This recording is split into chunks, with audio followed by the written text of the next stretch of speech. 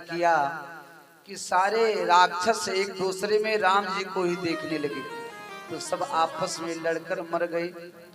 अब जब खरदूषण दोनों मार दिए गए अनेकों सैनिकों के साथ में, तब शूर्पणखा पहुंची रावण के पास और सारा हाल बताया कि सीता कथा श्रवण दीपित हृच्छयेन सृष्टिं विलोप नृपते दश कंधरेण जगणेन भद्रेणो वपुषां श्रमतोर कृष्टो मारीच मासु विशिखेन यथा कमुग्रह।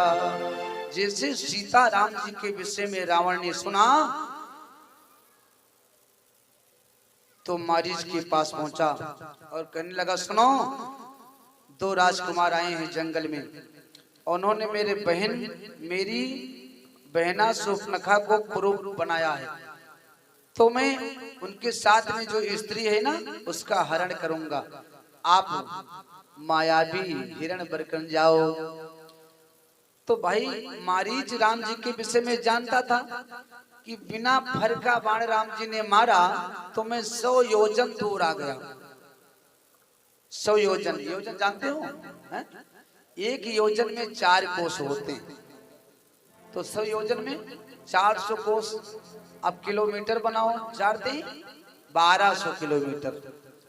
बिना फर का बाण राम जी ने मारा तो मारीच 1200 किलोमीटर दूर जाकर गिरा। तो कहता है मैं उनके विषय में जानता हूं, लेकिन फिर सोचा यदि मैं मना करूंगा रावण को तो मुझे मार डालेगा, तो इसके हाथों से मरने से अच्छा है मैं राम जी के हाथों के द्वारा मर जाऊं तो मेरा उद्धार हो जाएगा।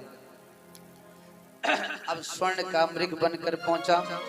सीता जी ने जैसे देखा, राम जी से सीता जी ने कहा, सुनो, ये जो हिरण दिखाई पड़ रहा है, अरे प्रभु वो देखो भाग गया, देखो, अरे स्वर्ण का मृग है, इसको लेकर आओ। कि कंचन मृग बन कर आया, कंचन मृग बन कर आया, अर्षिया काय अपहरण कराने, माया का मारीच चला मायापति को भटकाने, माया का मारीच चला मायापति को भटकाने। कंचन मृग बन कर आया हो, कंचन मृग बन कर आया, काय अपहरण कराने, माया का मारीच चला मायापति को भटकाने, माया का मारीच चला मायापति को भटकाने।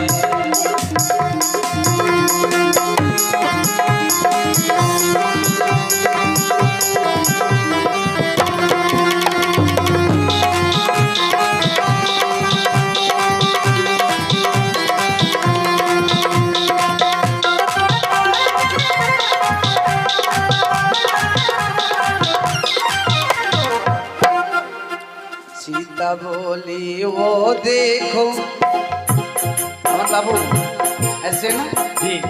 सीता बोली वो देखो स्वामी जी मृग कंचन का, सीता बोली वो देखो स्वामी जी मृग कंचन का, चर्म मार कर लाओ ये होगा निशान इस मन का, चर्म मार के लाओ ये होगा निशान इस वन का।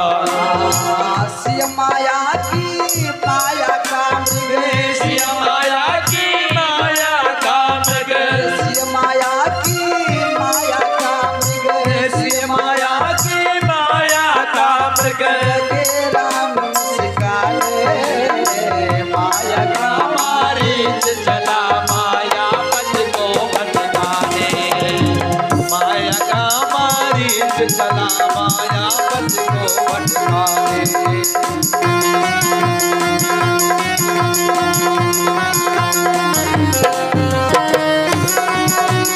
गाइए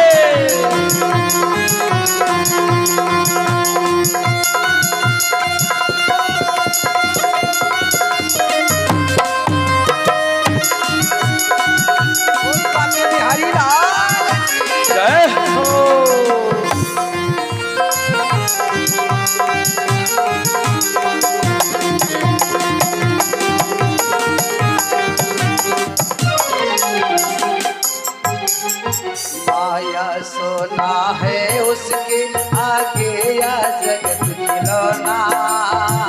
माया सोना है उसके आगे यह जगत खिलौना। कितने लोगों को जीवन में सोने दिया न सोना। कितने लोगों को जीवन में जीने दिया न सोना। माया सोना है उसके आगे यह जगत खिलौना। माया सोना है उसके आगे यह जगत खिलौना। कितने लोगों को जीवन में जीने दिया न सोना। कितने लोगों को जीवन में जीने दिया न सोना। राम चले सोने के पीछे। राम चले सोने के पीछे। राम चले सोने के पीछे। राम चले सोने के पीछे। दर दर ठोकर खाए। मारे चला मायापति को भटकाए। माया का मारीच चला मायावती को भटकाने। माया का मारीच चला मायावती को भटकाने।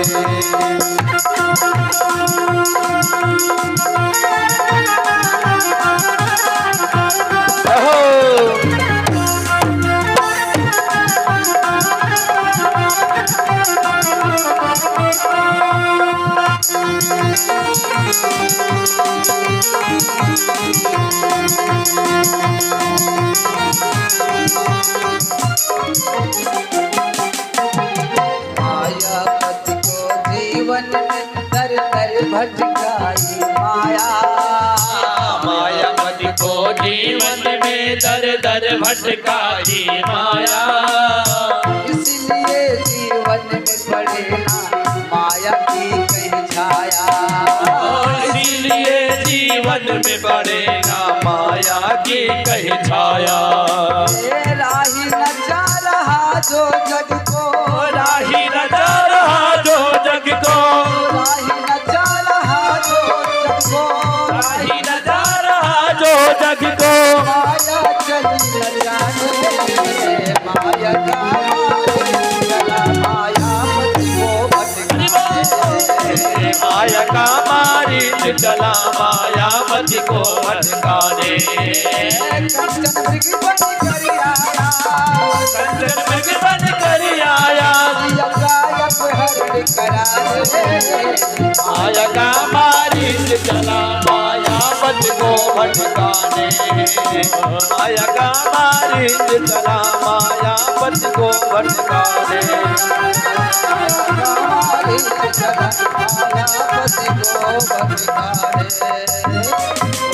रामचंद्र की। जय।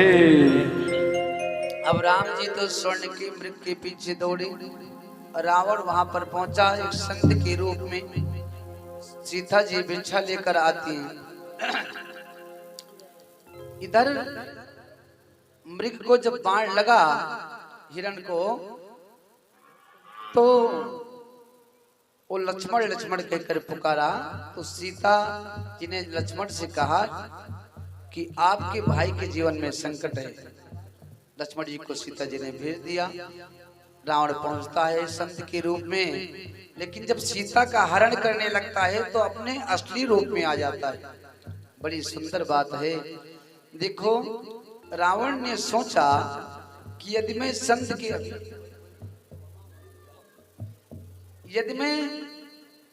संत के रूप में सीता का हरण करूंगा तो संत के मस्तक पर कलंक का टीका लग जाएगा। इसलिए रावण सीता का हरण करते समय अपने असली रूप में आ गया। अच्छा, जब सीता का हरण रावण ने किया तो वहां पर उस जंगल में बहुत संत साधु सब रहते थे। सब एकजुट हो जाते, एकत्रित हो जाते, तो रावण की इतनी हिम्मत नहीं थी कि सीता माता को ले जा पाता। लेकिन रावण से सारे साधु संत इतना भयाक्रांत थे कि कोई सीता जी को बचाने नहीं गया। लेकिन जब जटायु ने देखा तो जटायु से रहा नहीं गया। और दौड़ पड़ा। और जटायु ने कहा, रे दुष्ट रावण, कायरों की भांति मेरी पुत्री सीता को लेकर जा रहा है। अरे दुष्ट, तुम्हारे बाजुओं में ताकत है तो रुक जा, आकर मेरे साथ में युद्ध कर और मुझे पराजित करने के बाद में मेरी पुत्री सीता को लेकर जाना। जटायु पहुंचा, भयानक युद्ध प्रारंभ हुआ। जटायु ने रावण को मूर्छित कर दिया। अब जब रावण मूर्छित हो गया तो जटायु आकर कुछ दूर पर बैठ गया। लोगों ने कहा, रे जटायु, रावण को जाकर मार डालो, नहीं तो उसकी मूर्छा दूर होगी तो तुम्हें मार डालेगा। तो जटायु कहता है, सुनो, अब चाह स्नेह की नहीं। किसी ने एक बार दीपक से पूछा कि बताओ, तुम जलते हो और बुझ जाओ तो क्या होगा? तो दीपक ने कहा, अब चाह स्नेह की नहीं, स्नेह में जी को जला चुका हूँ, बुझने की मुझे परवाह नहीं, पथ सैकड़ों को दिखला चुका हूँ। मैंने अनेकों लोगों को ये दिखा दिया, रास्ता दिखा दिया। क्या? जटायु का कहने का मतलब है, मैंने अनेकों लोगों को रास्ता दिखा दिया कि निर्बल की मदद करनी चाहिए। लेकिन लोगों ने कहा, ये धर्म लेकर बैठोगे, बड़े संतोषी बनोगे तो रावण मार डालेगा। जटायु ने कहा, किसी संत ने ये भी कहा है कि था भरा सोना सरासर लंक की दीवार में, एक रत्ती नहीं मिला रावण को मरती बार में, जाने मत देना धर्म करना लोभ मत धन धाम का, और धर्म ही जाता रहा तो धन रहा किस काम का। इसलिए मुझे नहीं जाना है। जब रावण उठेगा, मूर्छा दूर होगी, तभी मैं जाऊंगा। अच्छा, रावण के कितने सिर थे? हैं? 15? हाँ, 5? तब कितने? 10 सिर थे तो नेत्र कितने थे? 20। अब जब तक रावण मूर्छित था, जटायु चाहता, क्यों मैया, ऐसे है ना, जटायु चाहता तो रावण के 20 नेत्रों को फोड़ सकता था कि नहीं? फोड़ देते। लेकिन जटायु कहने लगा, मैं धर्म के साथ में युद्ध करूंगा। महाभारत में जब युद्ध होता था ना, महाभारत हो रहा था, तो जब युद्ध चल रहा था तो शंख बजाकर युद्ध होता था, और सूर्य अस्त के बाद जब युद्ध का विराम हो जाता था, तब दोनों दल के लोग आपस में इकट्ठा भी बैठ सकते थे, किसी प्रकार का भय नहीं होता था। तो जटायु ने कहा, रावण मूर्छित है, मूर्छित हुए पर और निहत्थे पर और पीठ दिखाने वाले के ऊपर कभी वार नहीं करना चाहिए। अब रावण उठा दोबारा, तब कृपान उठाया। क्या उठाया? कृपान। कृपान जानते हो किसे कहते हैं?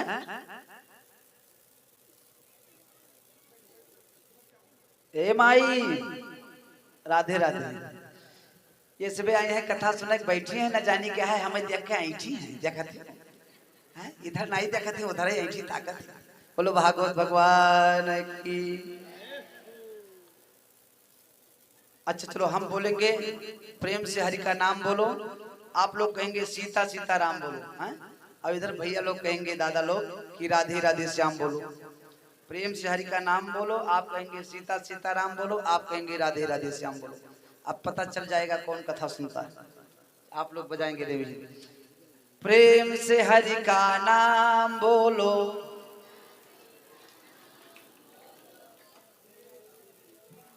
भैया ये कहा की है सब है? अच्छा चलो फिर से देख ले, एक बार मौका दिया जाता है। प्रेम से हरि का नाम बोलो,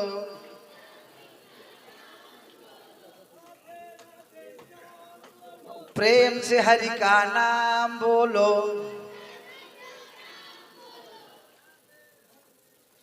अब भैया सब हार गए का मानो। अब हम इधर कुछ कोनो केस धारा नहीं लगा सकते। बोलो भागवत भगवान की। सुखदेव जी कहते हैं, राजन जब रावण इधर उठा तो अपनी कृपान को उठाया। कृपान कहते हैं कृपा ना, जिसमें दोनों तरफ धार ही धार हो। जटायु पहुंचा, रावण ने अपने कृपान के द्वारा जटायु के पंखों को काट दिया। जटायु मूर्छित हो गया, पृथ्वी पर गिर पड़ा। इधर राम जी जब अपनी कुटिया पर पहुंचे, सीता जी को नहीं देखते हैं तो वृक्षों से पूछते हैं, पक्षियों से पूछते हैं कि हे खग मृगी है मधुकर श्रेणी, हे खग मृगी है मधुकर श्रेणी, तुम देखी सीता देहि, तुम देखी सीता मृगनयनी। आप लोगों ने क्या मेरी सीता को देखा? हे खगमृग हे मधुकर श्रेणी, तुम देखा सीता वैदेही, तुमने देखा सीता को? मुझे बताओ। किसी ने कुछ जवाब नहीं दिया। आगे बढ़े तो देखते हैं जटायु मूर्छित पड़ा है। राम जी बैठ गए, जटायु के ऊपर हाथ फेरते हैं। जटायु के नेत्र बंद हैं, मूर्छित अवस्था में जटायु पड़े हैं। फिर जटायु को होश आया तो जटायु कहते हैं, नेत्र बंद किए हुए कोई भी हो वे कहता हूँ, जाओ अब मुझको मरने दो। हा राम मंत्र वही माता का, आराधना हमको करने दो। कोई भी हो यहाँ से जाओ, मुझे किसी से बात नहीं करना है, मुझे तो राम के नाम का भजन करना है। कि गद गद हो बोले प्रभु, अरे मैं ही हूँ वह राम। गिद्धराज देखो तुम्हें, अरे करता राम प्रणाम। हे जटायु अपने नेत्र को तो खोलो, मैं ही राम हूँ, आपके सामने आपका राम बैठा है, अपने नेत्र को खोलो। जटायु को राम जी गोदी में उठा लिए। दशरथ का मरण, सीता जी का हरण, सब कुछ राम जी भूल गए और नेत्रों से आंसू की धार बहने लगी। कि गिद्ध को गोदी उठाई दयानिधि, नैने सरोजन में भरी बारी। बारही बारी संभालत पंख, जटायु की धूल जटान सुधारी। राम जी ने जटायु को गोदी में उठा लिया। अपने जटाओं से जटायु के शरीर में जो धूल लगे हैं ना, राम जी उस धूल को झाड़ रहे हैं। और राम जी के नेत्रों से आंसू की धार बह रही है। कि न जाने कौन से गुण पर, न जाने कौन से गुण पर दयानिधि रीझ जाते हैं। न जाने कौन से गुण पर दयानिधि रीझ जाते हैं।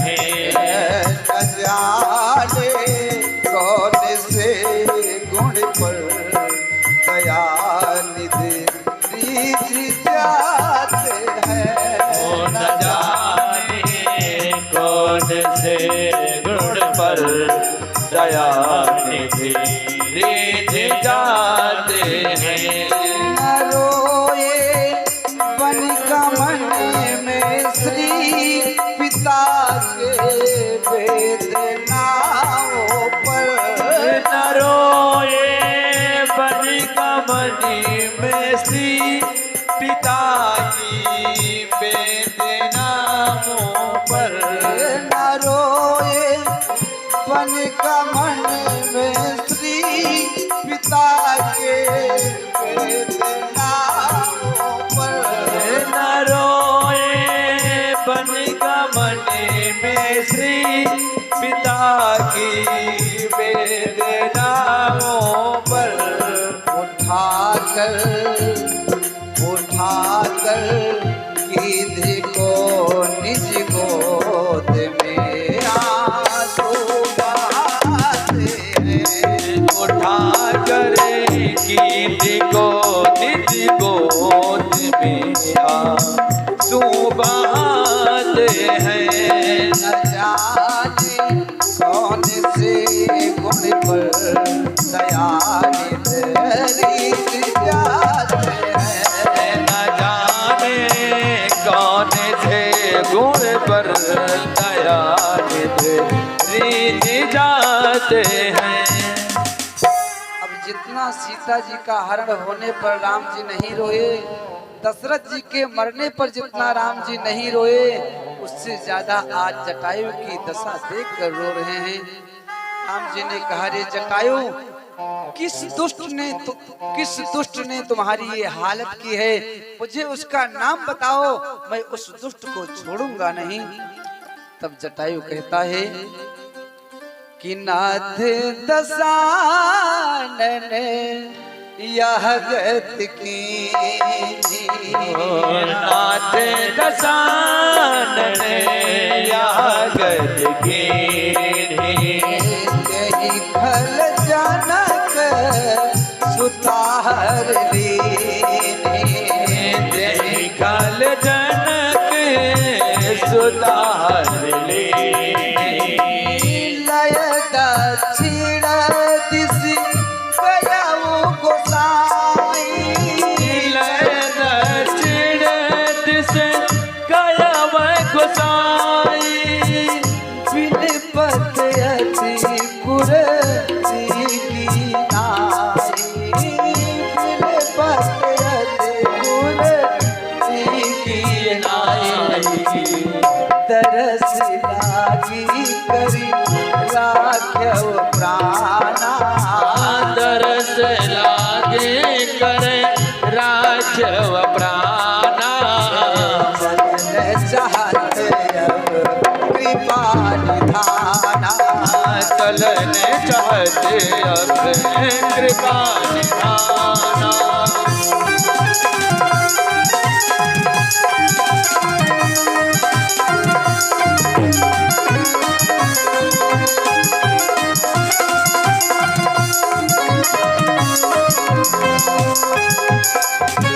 जटायु ने कहा, रावण ने मेरी ये दशा की है और दुष्ट रावण मेरी पुत्री सीता को यहाँ से दक्षिण दिशा के तरफ लेकर गया है। राम जी कहते हैं कोई बात नहीं है, चलो पहले मैं तुमको स्वस्थ कर देता हूँ। जो आप मांगोगे मैं दूंगा। क्या मांगते हो? जो आज आपको मांगना हो, राम जी कहते हैं जटायु से मांग लो। जटायु ने कहा, प्रभु आप मुझे क्या दोगे? आप ये विराग रूप में आए हो, हैं? साधु सन्यासी के रूप में क्या दे सकते हो? राम जी ने कहा, सुनो। राम जी ने कहा, जानते नहीं हो कौशलेश रमेश हूँ मैं, अखिल भुवनेश बैकुंठ को बिहारी में। अरे मैं बैकुंठ नाथ हूँ, मांगो तो सही। तो जटायु कहता है, हे प्रभु आपने मुझे अपनी गोदी में ले लिया। अब जब आपने मुझे गोद ले लिया तो आपकी सारी संपत्ति हमारी हो गई, फिर आपके पास क्या बचा? राम जी कहते हैं, लेकिन अभी आपको कुछ दिन और जीना होगा, क्योंकि मेरे पिताजी का स्वर्गवास हो गया है और आपके कोई पुत्र नहीं है। तो कुछ दिन आप जीवित रहेंगे तो मुझे पिता का सेवा करने का शुभ अवसर प्राप्त हो जाएगा और आपको पुत्र का अभाव नहीं होगा। तो जटायु कहता है नहीं, मैं आपके दर्शन के लिए अपने शरीर को बचा कर रखा था, अब मैं इस शरीर को छोड़ना चाहता हूँ। जटायु कहता है मुझे जीने का शौक नहीं, मुझे जीने का शौक नहीं, जीता हूँ दर्श पाने को। मुझे जीने का शौक नहीं, जीता हूँ दर्श पाने को। मुझे जीने का शौक नहीं, जीता हूँ दर्श पाने को। मुझे जीने का शौक नहीं, जीता हूँ दर्श पाने को।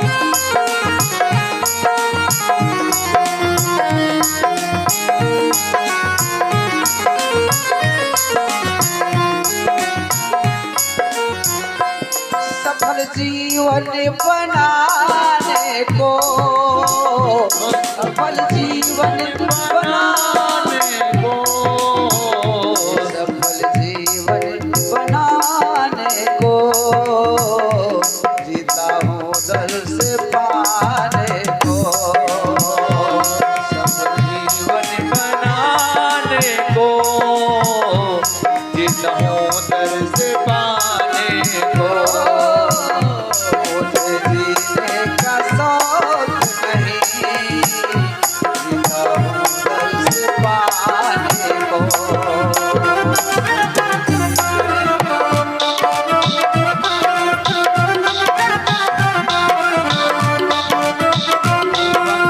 लाल की जय हो। राम जी कहते हैं लेकिन आप कुछ भी कहो मैं मानूंगा नहीं, अभी आपको जीना होगा।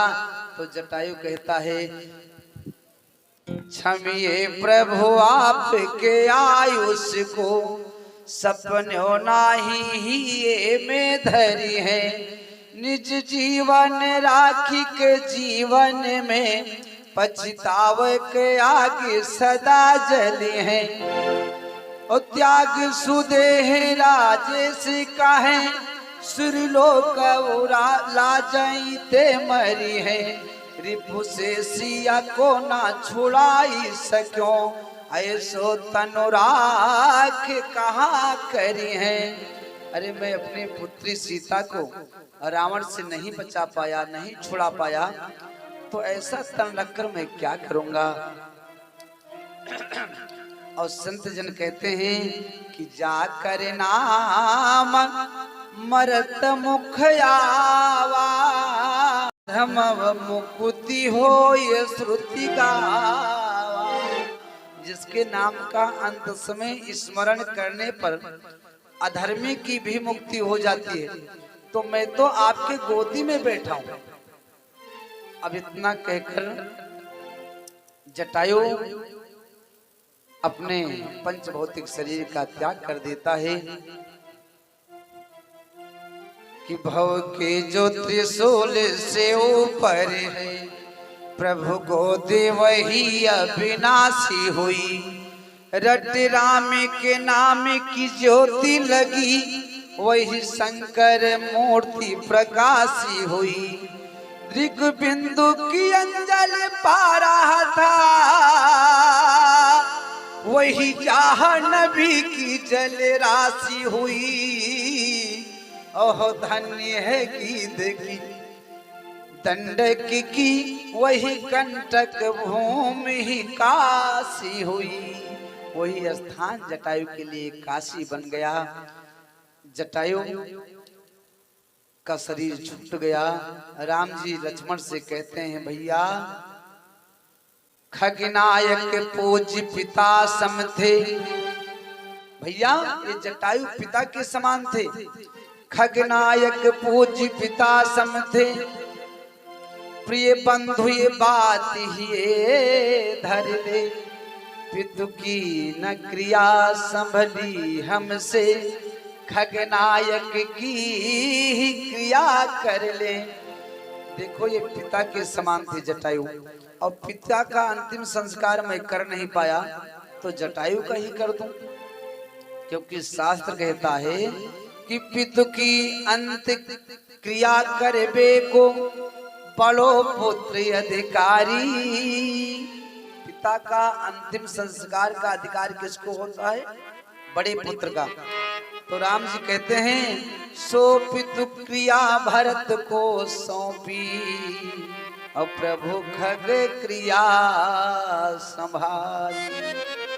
सुखदेव जी कहते हैं राजन, पिता का अंतिम संस्कार का करने का हक बड़े पुत्र का होता है, लेकिन राम जी ने भरत जी को हक दिया और स्वयं जटायु का अंतिम संस्कार करते हैं। और जब धुआं ऊपर को जाने लगा तो राम जी कहते हैं कि जाओ जाओ हे गिरिराज, जाओ ही मेरे धाम को तुम, जाओ ही मेरे धाम को तुम, जाओ ही मेरे धाम को तुम। जाते जाते इतना सुन लो, कर चले ऋषि राम को।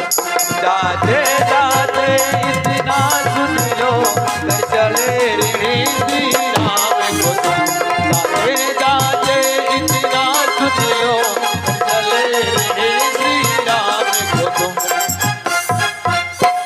अब जटायु का अंतिम संस्कार हो गया और राम जी आगे बढ़े। हनुमंत लाल जी मिले, सुग्रीव से मित्रता कराई। सुग्रीव ने बताया कि मेरा भाई आताताई है, तो प्रभु ने बाली का उद्धार किया और 3 दिशाओं में अन्य वानरों को सुग्रीव जी ने भेजा सीता जी के खोज के लिए। 3 दिशाओं में अन्य वानरों को सुग्रीव जी ने माता सीता के खोज के लिए भेजते हैं, लेकिन दक्षिण दिशा के तरफ हनुमंत लाल जी को भेज दिए। अच्छा, हनुमान जी का तो चारों युग परिताप है तुम्हारा। अच्छा, ये घर के मालिक है अनिल जी, ये कहा था महाराज जी कहा था समय सुनते हैं, हम तो नहीं सुना तो कहा। बोलो भागवत भगवान की। भैया कथा में यह तो लाभ मिले हैं, तनिको सुन लिया हो तब वो लाभ मिले। एक जन के पत्नी में बड़ा झगड़ा हुए, रोज झगड़ा, तो वो कहीं अच्छा ये काम करो बनाई दो हम भोजन के लिए, और अब जो है हम पौड़ के सोई जाए ना, अब झगड़े हुए आपसे, तो कहीं आज यही जो सोई जाई हो, कहीं हाँ संजय ने सोई जा, तो कहीं आशा है घरे सब्जी भाजी कुछ है नहीं, जौन को सब्जी रही तो ले गई वह का अपन डेहरी के लिए चलो रुकवाए दी, कहीं सब्जी उब्जी नहीं है जब लेके आओ तो बने। ये बेचारे गए कहीं चलो बाजार में ले आई। अब ऐसे सुंदर कथा होत रही अपन। अब कथा सुने तो कहीं ना होला वो थोड़े बैठ के सुन ले, बैठ के सुने लागे तो पंडित जी कहीं सुनो। शास्त्र ये कहता है कि यत्र नार्यस्य पूजन्ते रमन्ते तत्र देवता, जहाँ पर स्त्रियों को सम्मान दिया जाता है वहां पर देवताओं का वास होता है। अब ये सोचने लगे कि दादा हम रोज घरे खैहस करते हैं, रोज मारते हैं, रोज गाली देते हैं, यही से हमें ना पूर्व पड़त है। अब हम जिंदगी में न गाली देव ना हम मारपीट करब। अब ये बाजार नाई के सब्जी लावे, कथा सुने प्रसाद लेन लौटी गए। अब प्रसाद खाएं तो भगवान की कृपा हो गई, बुद्धि बदली गई। घरे पहुंचे, अपन साइकिल खड़ियाएं, दरवाजा पीटी। अब धर्म पत्नी सोची और जात के रहे लाला जी। तो ललायन उनके सोचिन की देखो अभी आएंगे जब आज हमें गाली दीहिन तो आज ऐसा पहरुआ मारा कि इनके नकुना बंद से नीचे आ जाए। या खातम लेहिन लोढ़ा या खातम लेहिन पहरुआ पल्ला लगे पहुंची खोलिन दो हाथ ताने रहा। अब ये बेचारे कुछ नहीं बोले और ललायन मारे शराब पाए तब वो ये कुछ नहीं बोले। कहीं हे चंपा के अम्मा कुछ बनायो हो पुलाव खाए ले। कहीं मैंने का बनाई सब्जियां लाया तो कहीं सब्जियां तो नहीं लाए कथा सुने लागे ना। अच्छा कुछ जौन कुछ बनाए हो तो नहीं देती हो तो कहीं परसों की रोटी है। अब वो जनवरी फरवरी के महीना 3 दिन के रोटी है वो हाथे से तूरे टूटबे नहीं करे। अब धरिया में धरी और सूखे रोटी खसकाई दी। कहीं मैंने कुछ है नहीं सब्जी उब्जी कहीं लायक धरे रहा जन बनाई दी। 3 दिन के रोटी है रसनो घरे खत्म है यहाँ खाई लियो चलो पहलो चले। तो कहीं मैंने राम रसवस है कुछ नमक वमक वहां दे दियो। अब कहीं सादा नॉन लेके आई धरी तो कहीं हे कहीं का कहीं सादा नॉन रोटी कपड़ो खाए नहीं एक तो रोटियों नहीं टूटत थी तो कहीं तब का ले तो कहीं घी ले होती। अब मारे रिश्के गई अपन कटोरी लिहिन घी निकाल लेके आए तो घी जामे का रहा ठंडी महीना कहीं लियो खाए लियो बहुत भूखान हो तू सवेरे निक निक बनाई तब खाती बिल्कुल आफत किया हो। ये कहीं कुछ खाए ले पानी पी ली सवेरे देखा जाए। अब वो बेचारे कुछ नहीं बोले तब ये कहीं सुनाऊं आज तो कहे हमसे रिसियात नहीं हो का बात थी तोरे रिस नहीं लागत थी कहीं हमरे तो नहीं रिस लागत थी।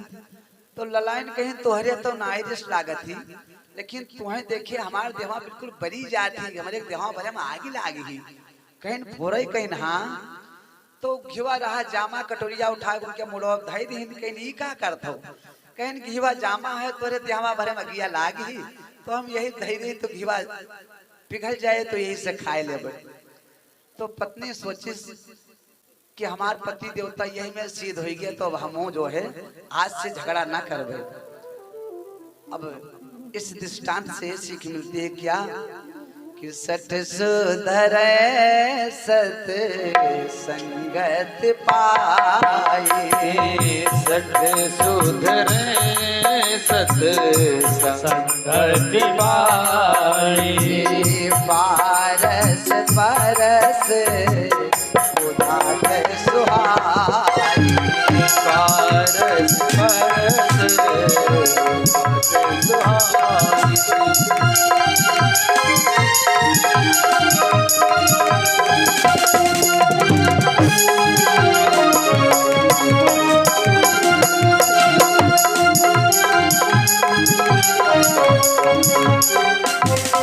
भागवत भगवान की जय। तो सत्संग में पहुंचो थोड़ा बहुत सुन लोगे तो भी कल्याण हो जाएगा। अब सुखदेव जी कहते हैं हनुमंत लाल को दक्षिण दिशा में भेजा गया।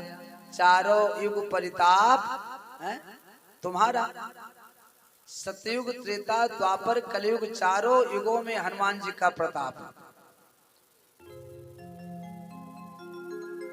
हनुमंत लाल जी दक्षिण दिशा की तरफ चल दिए लंका पहुंचे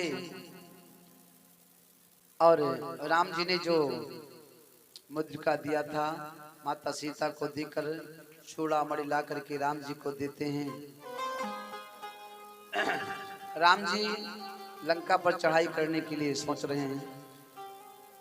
अच्छा देखो हनुमंत लाल की पूजा की जाए तो सिद्धि जल्दी मिलती है लेकिन पूजा में गलती हो जाए तो दंड भी हनुमंत लाल जी पहले देते हैं। ये भी ध्यान रखना होगा। जितना जल्दी लाभ होता है उतना जल्दी ही हानि भी होती है। हनुमंत लाल की पूजा की जाए तो जल्दी प्रसन्न होते हैं जल्दी रुष्ट भी होते हैं गलती हो जाए तो। एक बार एक सेठ जी गए कुंभ में स्नान करने तो उनकी पत्नी कहीं गायब हो गई। तो पहुंचे पंडित जी के पास। अब पंडित जी ने कहा कि भैया क्या बात है। बोले हमारी पत्नी इसी कुंभ के मेले में कहीं हमसे दूर चली गई है बिछुड़ गई है तो आप देखो पंचांग में मिलेगी कि नहीं। पंडित जी बोले मेरे राम मंदिर पर आई।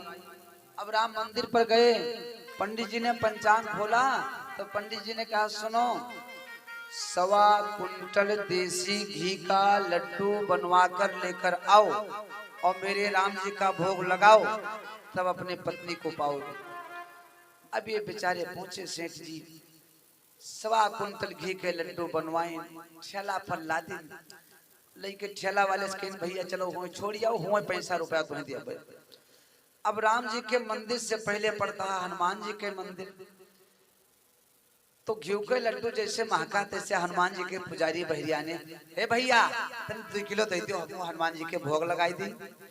सेठ जी कहीं खबरदार यहाँ हाथ ना लगाया हो, कहीं नहीं का है, कहीं नहीं राम जी के लिए लिहा जाई थे, तो कहीं मने आता ना लड्डू, कहीं हमार सेठानी यही में हेराई गई हैं। तो राम जी के पुजारी कहे नहीं कि 1.25 कुंटल देसी घी के लड्डू लेके आओ चढ़ाओ, तो राम जी की कृपा से आपके सेठानी मिल गई है। हनुमान जी के पुजारी कहें सुनो सेठ जी एक बात कही ऋषि आयो ना, कहीं भैया कहाओ। तो हनुमान जी के पुजारी कहीं नहीं बताओ, राम जी के भोग लगावे जात हो, कहीं हाँ, कहीं वो राम जी बड़े बलशाली हैं। जब उनके धर्म पत्नी सीता जी खोई गई तो हमारे हनुमंत लाल जी उनके पता लगाए बताएं, वह आपन पता ही नहीं लगाई पाए, तो हार का लगाई, आओ भोग इधर लगाओ तो तुम्हारे कल्याण हो। सो हनुमंत लाल जी का सेठ जी ने भोग लगाया और जैसे सेठ जी परिक्रमा करने लगे इतने सेठानी मिल गई। सेठ जी ने कहा आप कहाँ चली गई थी? सेठानी ने कहा मैं यहीं पर थी दुकान वाले के पास, सोचा चलो हनुमान जी का दर्शन कर लूं। सो आप मिल गए। तो चारों युग प्रताप तुम्हारा, हनुमान जी सर्वसमर्थवान हैं। अभी जर आकर राम जी से सारा हाल बताते हैं। हनुमंत लाल जी, राम जी ने लंका पर चढ़ाई किया, रावण का संहार किया, विभीषण को राजगद्दी प्रदान किया और माता सीता को लेकर के सीधे अयोध्या की तरफ चल दिए। बोल राघवेंद्र सरकार की जय हो। अब अयोध्या की तरफ पहुंचे, राम जी का राज्याभिषेक हुआ। अब अयोध्या आज कितनी सुंदर लग रही है कि त्रिभुवन विदित, अरे त्रिभुवन विदित अवध जे करि नौवा, बड़ा निक लागे श्री राघव जी के गौवा, बड़ा निक लागे राघव जी के गौवा, बड़ा निक लागे राघव जी के गौवा, बड़ा निक लागे राघव जी के गौवा, बड़ा निक लागे।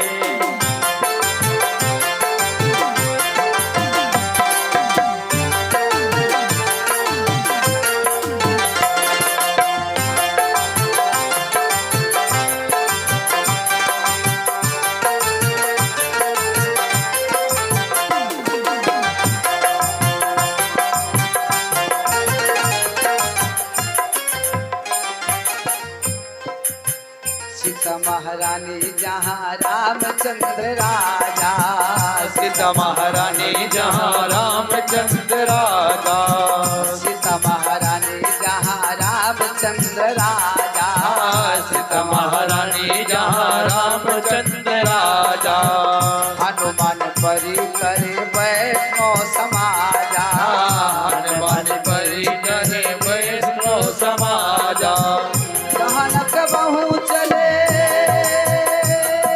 हाय हो, जहाँ न कबहू चले गली दाग दौआ, बड़ा निक लागे राघव जी के गौवा, बड़ा निक लागे राघव जी के गौवा, बड़ा निक लागे।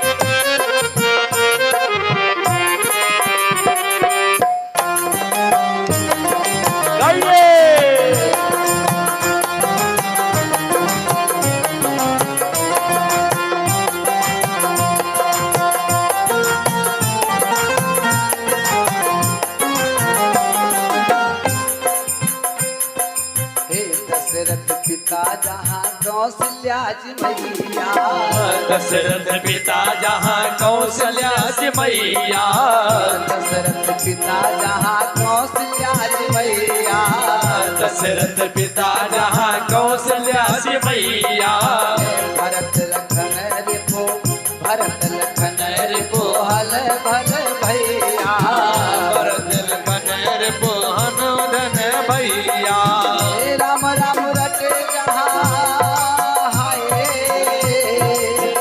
राम राम रटे जहाँ कोयल कौआ, बड़ा निक लागे राघो जी के गौआ बड़ निक लागे, राघो जी के गौआ बड़ निक लागे।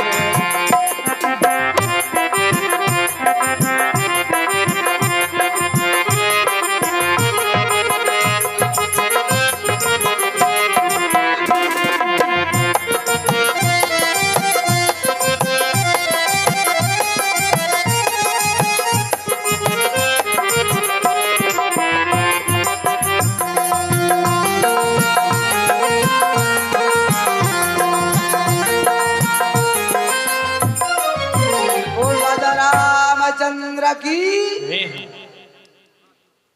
अब देखो रामायण के अनुसार यानी रामचरितमानस के अनुसार राम जी 11,000 वर्ष तक अयोध्या में राज किए। श्रीमद् भागवत महापुराण के अनुसार 13,000 वर्ष तक राम जी ने अयोध्या में राज किया और उसके बाद में अपने समस्त हित मित्रों को लेकर के साकेत धाम को प्रस्थान किए। बोलो राघवेंद्र सरकार की जय हो। अब राजा परीक्षित कहते हैं महाराज अब के विषय में बताइए, चंद्रवंश में कौन कौन से राजा हुए, मेरे कन्हैया का जन्म कैसे हुआ, ये आप मुझे श्रवण कराइए।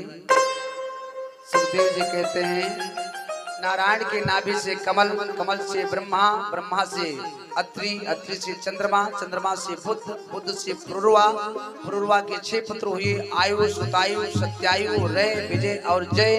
इसे वंश में आगे चल करके एक गाध नाम के राजा हुए। उनकी गाध नाम के राजा की तरफ एक पुत्री हुई जिसका नाम था सत्यवती। उसका विवाह ऋषि मुनि के साथ में कर दिया। गाध जी की पत्नी अपने दामाद ऋषि मुनि से पुत्र की आकांक्षा प्रकट की तो उन्होंने चरु बनाया। चरु एक अपनी पत्नी के लिए, एक सासू माँ के लिए, तो सासू माँ वाला पत्नी ने खा लिया। तो ऋषि मुनि ने कहा देवी आपने सब गड़बड़ कर दिया, आपके जो पुत्र होगा ना वो अनेकों राजाओं का वध करेगा। सत्यवती ने कहा मुझे ऐसा पुत्र नहीं चाहिए। तो ऋषि मुनि ने कहा चलो आपका पुत्र नहीं तो पौत्र होगा। तो ऋषि के पुत्र का नाम पड़ा जमदग्नि और जमदग्नि के परशुराम आदि 4 भाई थे। परशुराम जी सबसे छोटे थे। और इधर गाध जी के पुत्र हुए विश्वामित्र। इसी वंश में आगे चल करके हुए नहुष। नहुष के 6 पुत्र हुए यति, ययाति, सयाति, आयत, वियति और कृत। तो सुखदेव जी कहते हैं नहुष के जो दूसरे नंबर के पुत्र थे राजा ययाति, इनका विवाह गुरु शुक्राचार्य की पुत्री देवयानी के साथ में हुआ। और इन्हीं के वंश में, अब समय ज्यादा हो गया विस्तार से नहीं कह पाऊंगा, इन्हीं के वंश में आगे चल करके एक यदु नाम के राजा हुए। ययाति के जो पुत्र हुए देवयानी के द्वारा उनका नाम पड़ा यदु। यदुं चा तुर्वसिं तेव देवयानी प्रजायते द्रुहं चा अरुं चा पुरुं चा शर्मिष्ठा वर्ष पर्वणि। तो देवयानी के पुत्र का नाम हुआ यदु। यदु के आगे चल करके एक देवमीड़ नाम के राजा हुए। देवमीड़ राजा की दो पत्नी थी। एक पत्नी की हुई अर्जन्य परजन्य, दूसरे की हुई सूरसेन। तो सुखदेव जी कहते हैं सूरसेन के पुत्र का नाम हुआ वसुदेव। और वसुदेव की 7 पत्नी थी। कितनी पत्नी है? 7। पौरवी रोहिणी भद्रा, पौरवी रोहिणी भद्रा, पौरवी हुई, रोहिणी हुई, भद्रा, इला, और सबसे 7वीं का नाम था देवकी।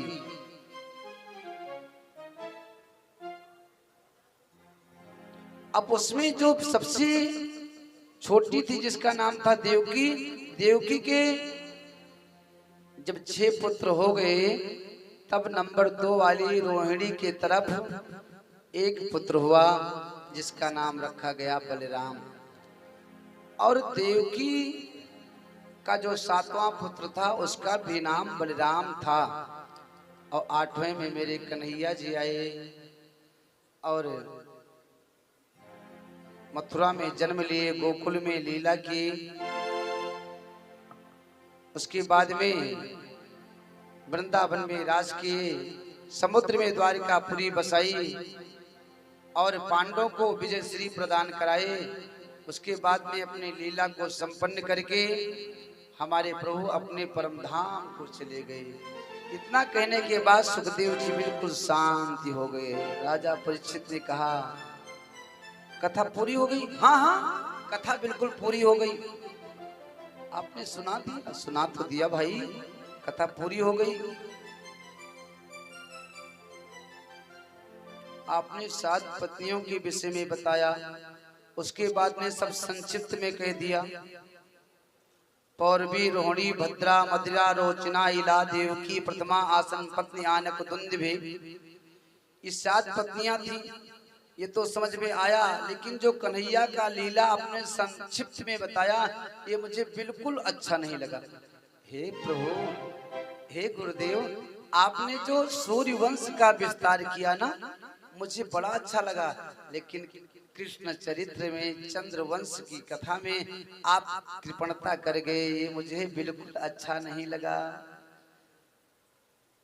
परीक्षित कहते हैं कि पिता महाम समरे मरन जय दे।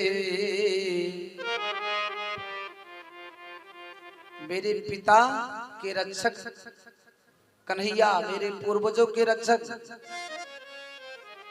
व्रत्यातीर्थे सतिमंगलये दुरत्रयं कौरो सैन्य सागरम कृत्वा तरंजत्पदं यत्लवाः।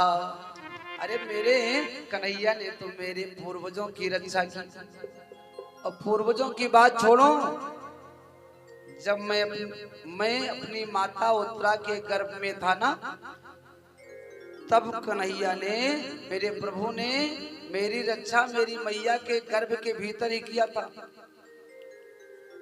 अरे आप सोचो गुरुदेव कि कौरव की सेना एक सागर के समान थी और मेरे पूर्वज केवल 5 लोग थे। कितने लोग? 5। और सागर रूपी कौरव की सेना को हमारे पूर्वज ऐसे लांग गए जैसे गाय के खुर के गड्ढे को कोई बछड़ा आसानी से लांग जाता है। तो ऐसे कन्हैया का चरित्र में संक्षिप्त में नहीं सुन सकता हूँ। तब सुखदेव जी कहते हैं देखो, आज कथा का 4था दिन चल रहा है। आपने पानी नहीं पिया, भोजन नहीं किया, भूख लगी होगी, कुछ खा लो ना, फिर कथा होगी। राजा परीक्षित हाथ जोड़ कर कहते हैं, हे गुरुदेव, मैं अभिमान नहीं कर रहा हूँ, मैं आपसे सच कह रहा हूँ। पिबंतम तुम मुखाम भोजम च्युतम हरि कथामृतम। आपके मुख से जो गोविंद की मंगलमयी कथा का रसास्वादन कर रहा हूँ ना, तो उसी से मेरा पेट भरा हुआ है। आप कथा सुनाओ कि प्रभु का अवतार कैसे हुआ। तब सुखदेव जी कहते हैं कि जब जब हो ये धर्म की हानि। ओ जब जब होए धर्म के हानि, बाढ़ी असुर अधम अभिमानी। ओ बाढ़हि असुर अधम अभिमानी। तब तब प्रभु धरी विविध शरीरा। तब तब प्रभु धरी विविध शरीरा। हरहि कृपा निध सज्जन पीरा। हरहि कृपा निधि सज्जन पीरा। हरहि कृपा निध सज्जन पीरा। हरहि कृपा निध सज्जन पीरा। जब पृथ्वी पर दुष्टों का बोलबाला बढ़ जाता है तो संतों के कल्याण के लिए और दुष्टों के संहार के लिए मेरे प्रभु अवतार लेते हैं। सुखदेव जी कहते हैं मथुरा नगरी में एक राजा थे जिनका नाम था उग्रसेन। उग्रसेन राजा की कोई पुत्र नहीं था।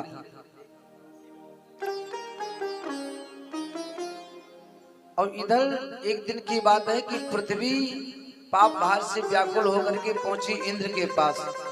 कहने लगी आप मेरी मदद करो नहीं तो मैं रसातल को चली जाऊंगी। तो देवराज इंद्र पृथ्वी को लेकर के पहुंचे ब्रह्मा के पास। अब गाय के रूप में पृथ्वी पहुंची और कहती है पितामह मेरी मदद करो नहीं तो मैं रसातल को चली जाऊंगी। ब्रह्मा ने भगवान नारायण का ध्यान किया तो आकाशवाणी हुई। अब जो आकाशवाणी में नारायण ने कहा वो केवल ब्रह्मा जी ने सुना। तो ब्रह्मा जी ने कहा सुनो, आकाशवाणी में नारायण ने कहा है कि पृथ्वी पर कश्यप और अदिति वसुदेव और देवकी के रूप में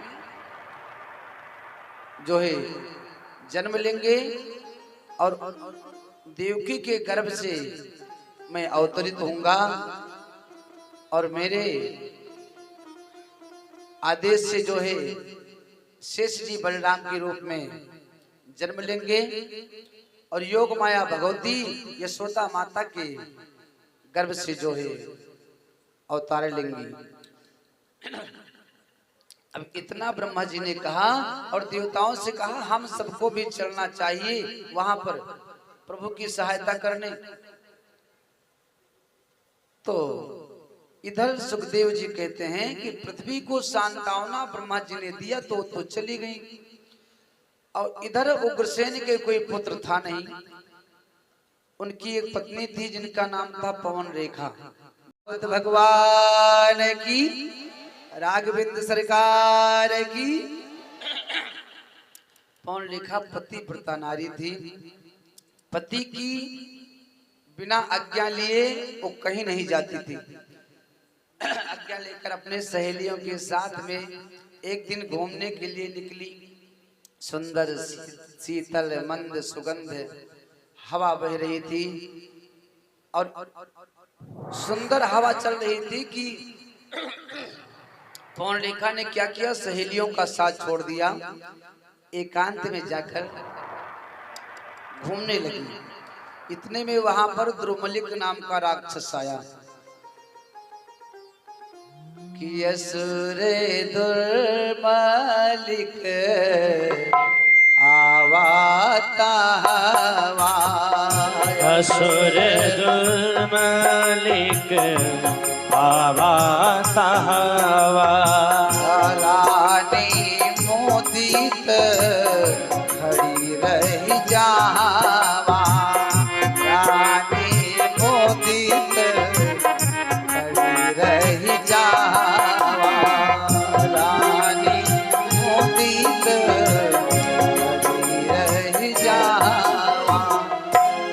द्रुमलिक वहां पर आ गया पौन लेखा के समीप। पौन लेखा को देखने लगा कि एकटक देखते रूप अनोखा, एकटक रूप अनोखा, कपट वेशो धरि कीन्हिस धोखा, कपट वेशो धरि कीन्हिस धोखा।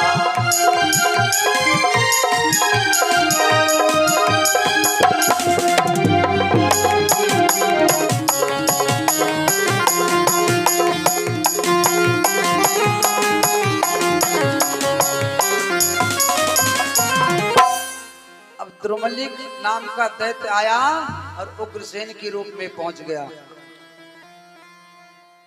और पौन लेखा के साथ में छल किया।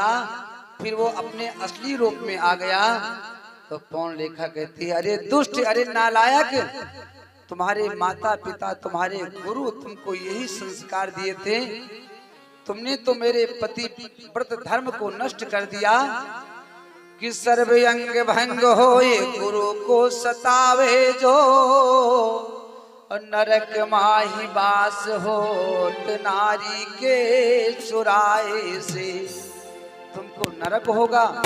तो द्रुमलिक कहता है, देखो महारानी, आप मुझे श्राप मत दो, परमात्मा के कुछ यही लीला थी। मैंने देखा, ध्यान लगाया तो मुझे पता चला आपके कोई संतान नहीं है, सो आज से हुई गर्भ की आस, बालक होगा 10वें मास।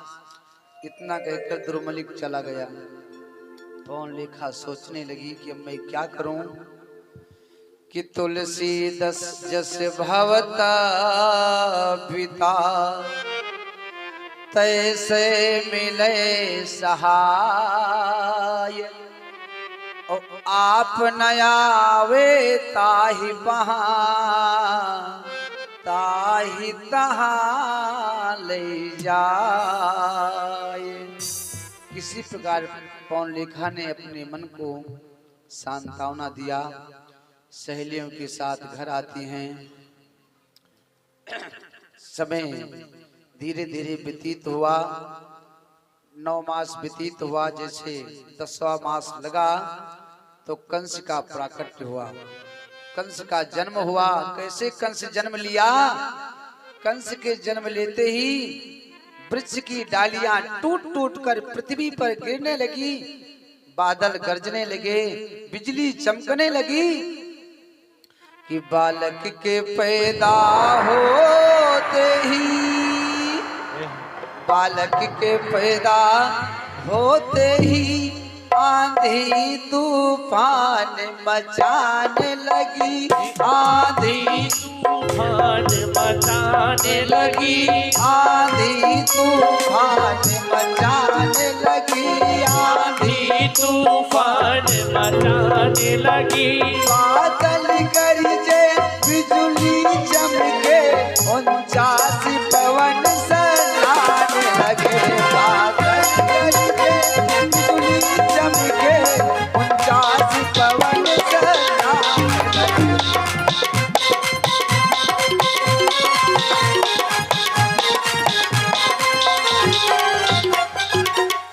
अब जैसे कंस का जन्म हुआ, वृक्ष की डालियां टूट टूट कर नीचे गिरने लगी, बादल गरजने लगा, पानी बरसने लगा, बिजली चमकने लगी। लेकिन जब उग्रसेन को पता चला मेरे तरफ पुत्र हुआ है तो खुशी का पारावार नहीं रहा।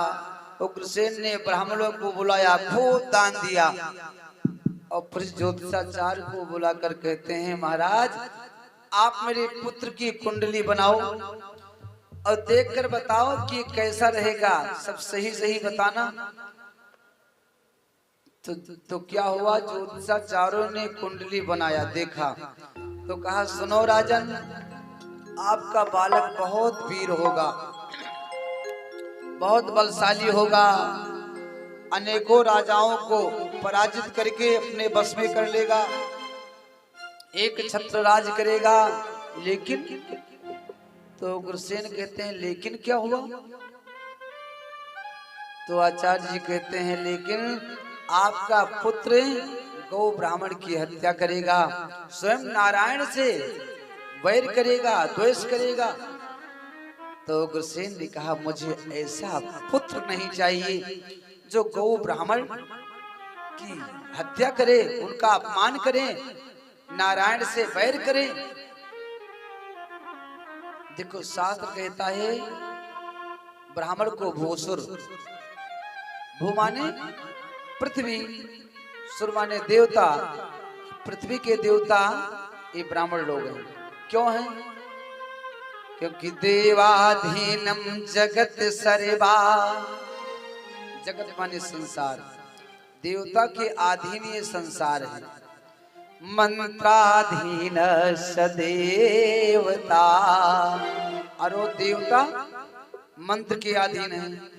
तेने मंत्रा ब्राह्मणाधीन, वो मंत्र ब्राह्मण के अधीन है। तस्माद् ब्राह्मण देवता, इसीलिए ब्राह्मण देवता कहे जाते हैं। और गौ ब्राह्मण की हत्या करेगा, ऐसा पुत्र मुझे नहीं चाहिए। अब पुराण अंतर्गत कथा आती है कि लता पात्रा में लपेट करके उग्रसेन ने कंस को जो है यमुना में फेंक दिया। इधर सूरसेन जी गए थे स्नान करने, तो बहते हुए बालक को उठा लिए, अपने घर पर लेकर आए। तो वसुदेव और कंस का लालन पालन एक साथ में सूरसेन ने किया। कुछ समय व्यतीत हुआ तो एक दिन नारद जी का पदार्पण हुआ। नारद जी ने कंस से कहा, रे भैया तुम यहाँ पर क्या कर रहे हो? तेरे पिता का नाम तो उग्रसेन है। कंस ने कहा, आप झूठ बोलते हो मुनिवर, अरे मेरे पिता तो सूरसेन हैं, मैं किसी उग्रसेन को नहीं जानता हूँ। तब नारद जी ने पूरा हाल बताया, और जब पूरा हाल बताया तो कंस के क्रोध का पारावार नहीं रहा। वो सीधे चला गया कैलाश पर्वत, तपस्या करने लगा। भगवान शंकर को प्रकट किया। शंकर जी ने वरदान दिया कि जाओ, पृथ्वी पर रहने वाले जो राजा हैं ना, जितने दैत्य कुल के राजा हैं तुम्हारे बस में हो जाएंगे। और इस धनुष को लेकर जाओ, इस धनुष को कोई तोड़ नहीं पाएगा, और जिसने इस धनुष को तोड़ दिया वो फिर तुमको छोड़ नहीं पाएगा। अब कंस वहां से चलकर पहुंचा मथुरा। मथुरा पहुंचकर क्या करता है, छोटे छोटे बच्चों को पकड़कर लेकर जाता है, यमुना में स्नान कराता है और उसी में डुबोकर मार देता है। कुछ बच्चों को ले जाता है, वृक्ष के ऊपर चढ़ा देता है, फिर धक्का दे देता है। जब चारों तरफ से उलाहना आने लगा तो एक दिन उग्रसेन ने डांटा, अरे दुष्ट कंस, इन छोटे छोटे बच्चों ने तुम्हारा क्या बिगाड़ा है, इनको तुम क्यों मारते हो? इतना उग्रसेन ने कहा कि कंस दौड़ करके अपने पैरों का प्रहार किया। उग्रसेन जी सिंहासन से नीचे गिरे, ले जाकर के जेल खाने में बंद कर दिया। अच्छा देखो, राक्षस के कोई सींग और पूंछ नहीं होती थी। राक्षस किसे कहते हैं? कि मान ही मात पिता नहीं देवा, मान ही मात पिता नहीं देवा, मान ही मात पिता नहीं देवा, मान ही मात पिता नहीं देवा, साधुन सन करेवा वही सेवा, साधुन संग करे बाबा की सेवा साधन करे पावन सेवा साधु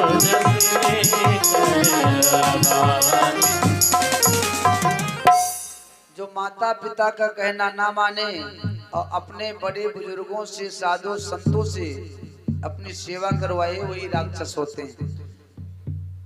अपने से बड़े बुजुर्गों को हमेशा सम्मान देना चाहिए।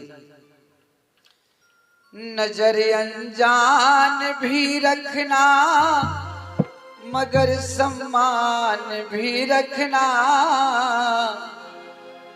नजर अनजान भी रखना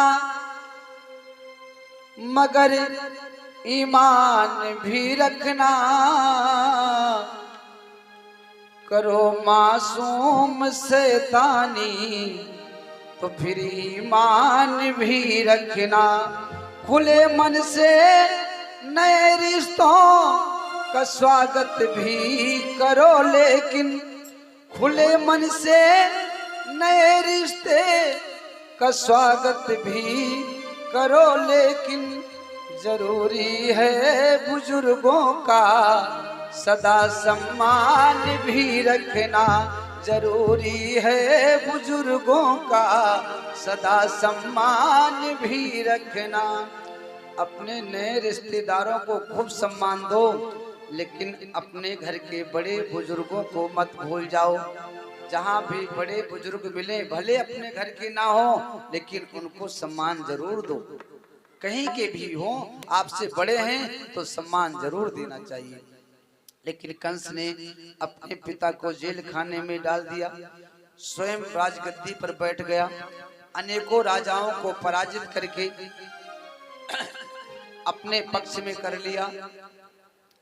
अब इधर उग्रसेन के भाई का नाम था देवक, देवक की पुत्री का नाम था देवकी। एक दिन देवक ने सोचा मेरी पुत्री विवाह के योग हो गई है, तो चलो अपने भतीजे कंस से पूछता हूँ। आजकल वो राजा है, जिसके साथ में कहेगा उसके साथ में विवाह कर दिया जाएगा।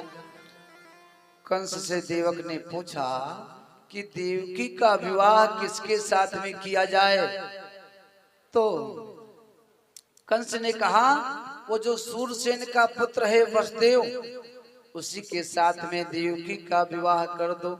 उसको मैं भली बात जानता हूँ, बहुत सीधा है, बहुत संस्कारी है। अब यहाँ से टीका गया, पत्रिका गया, सूरसेन धूमधाम से बारात लेकर चलते हैं कि साजे बाजे गजे रथ बहु भांति। साजे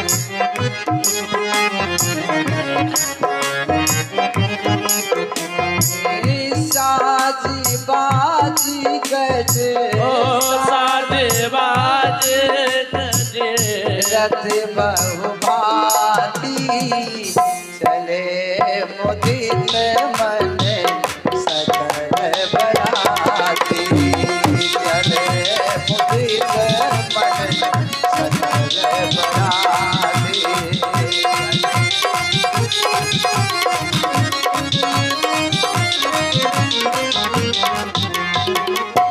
बोल भागवत भगवान की। अब सूरसेन बारात लेकर पहुंचे, धूमधाम से वसुदेव और देवकी का विवाह संपन्न हुआ। अब पालकी में देवकी वसुदेव बैठ गए। कंस ने कहा सुनो मैं भी चलूंगा साथ में। अरे मेरी ये मुंह बोली बहन है देवकी, है इसको मैं इसके ससुराल तक भेजने जाऊंगा। अब कंस ने अनेकों दास दासियों को कहा कि तुम सबको देवकी के साथ में चलना है और उसके ससुराल में जाकर के उसकी सेवा करना।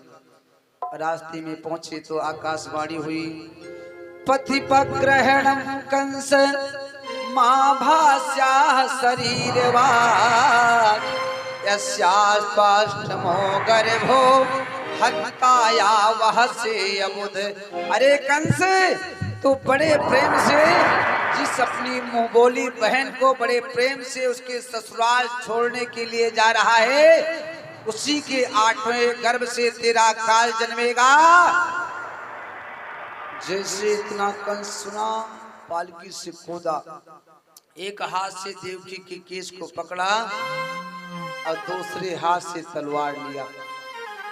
सोचा ना रहेगा बांस तो ना बजेगी बांसुरी।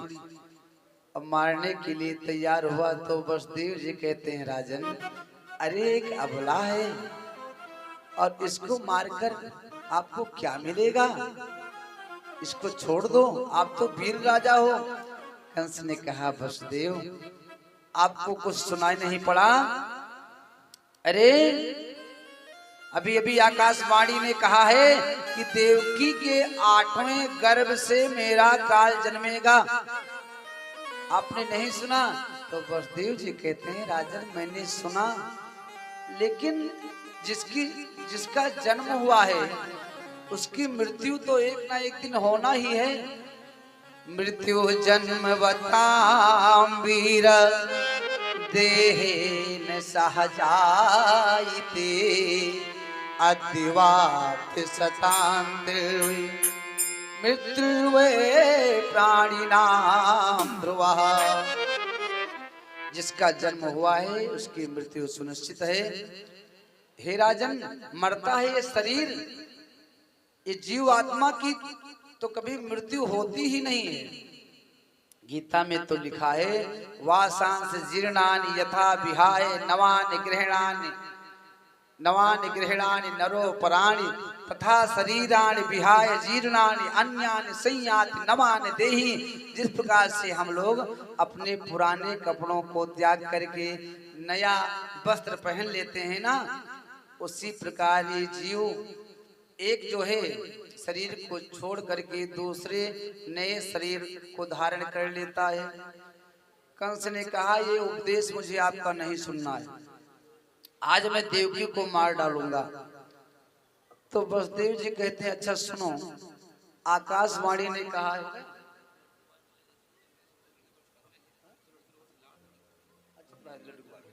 हाँ तो जल्दी लेकर आओ, 10-5 मिनट करा दिए।